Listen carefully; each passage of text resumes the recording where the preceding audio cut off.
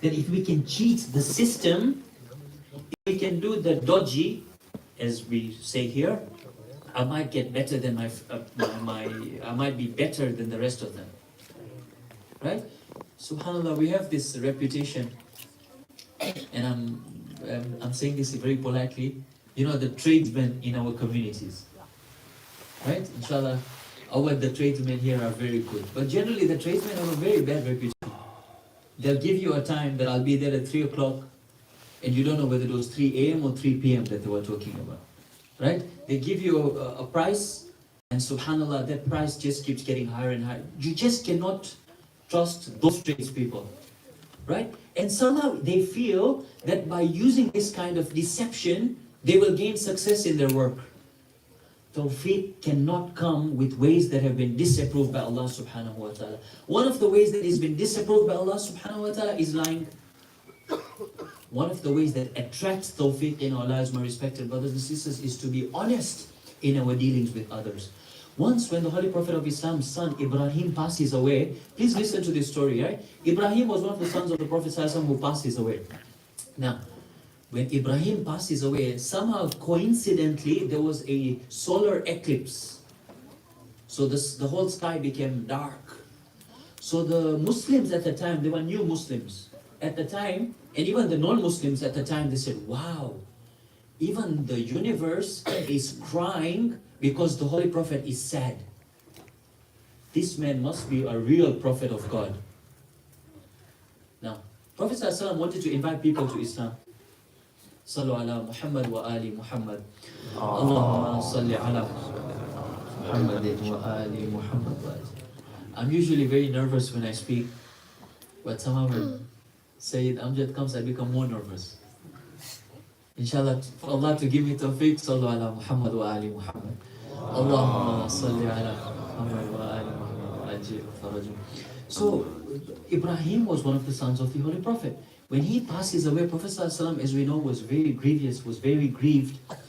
And somehow, coincidentally, there was a solar eclipse with the passing away of Ibrahim. So the non-Muslims would be like, wow, even the skies are crying together with this Prophet of God.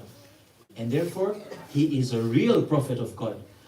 Prophet ﷺ could have used this opportunity to just keep quiet, to not say anything, and let many of these non-Muslims accept the Holy Prophet of Islam, because this was easy marketing, this is easy advertising. Look what the Holy Prophet of Islam says. He says, do not attribute whatever is happening, solar eclipse, do not get your validation of faith from what is happening in the skies. This is not related to the demise of my son Ibrahim alayhi salam. If you want to follow me as the Prophet of God, you need to look at the proofs that I have presented. Why? Because at the end of the day, tawfiq from Allah can only come through means that have been approved by Allah subhanahu wa ta'ala. We want success in dunya, we want success in akhirah, we want success in our financial life, in our worldly life, in our family life. Taqwa has to be part of our daily routine. Sallu ala Muhammad wa ali Muhammad. Umma salli ala Muhammadin wa ali Muhammadin wa ajil farajhum. We've got 4 minutes, inshallah I'll try and mention 2 more. The third thing, my respected brothers and sisters, which is something that inshallah we can all experience, is salah, salah and salah. But not just praying on time. To pray awwalul waqt, at the time of adhan, my respected brothers and sisters, is perhaps one of the most effective ways to attract tawfiq in our lives. You know, we've got the YouTube clips are there as well, where a lot of people will come to Ayatollah Bahjat rahmatullah alayh, asking him for very spiritual prescriptions, that how do we get closer to Allah, how do we get tawfiq, how do we become more spiritual. Ayatollah Bahjat rahmatullah alayh would not tell them recite Salatul Layl, which is also something very effective to attract tawfiq. Ayatollah Bahjat would not say, please, every night before you go to sleep, recite Suratul Ma'idah and Suratul Baqarah and Suratul Ali Imran, which is of course very good to recite for tawfiq. Ayatollah Bahjat says one thing, and he quotes his teacher, Allama Qadi Tabatawaid. He says that my teacher used to say that whoever prays أول الوقت هي الصلاة صلاة الفجر ظهر عصر maghrib isha, routinely this person always prays on time, right?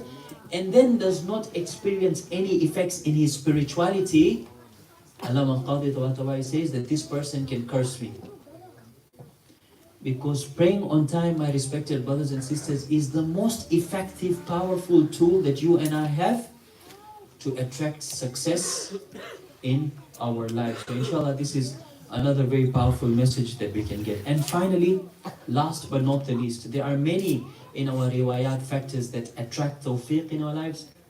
One of the very powerful ones is birrul walidain, being good to our parents. This is for our younger brothers and sisters here, that you can ask our elders in the community here, but nobody has achieved any success in his life.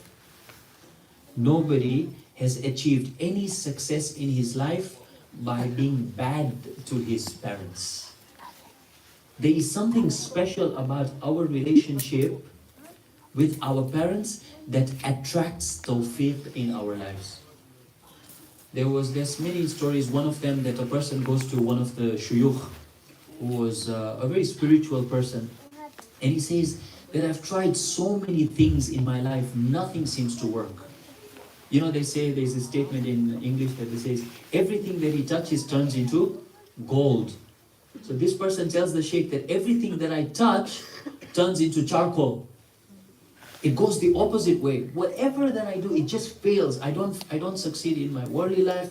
There's no spirituality in my life. This person, this sheikh, tells this person, he says, how is your relationship? The father had passed away. But what's your relationship with your mother? How is your relationship with your mother? And he says, since my father has passed away, I have not spoken to my mom.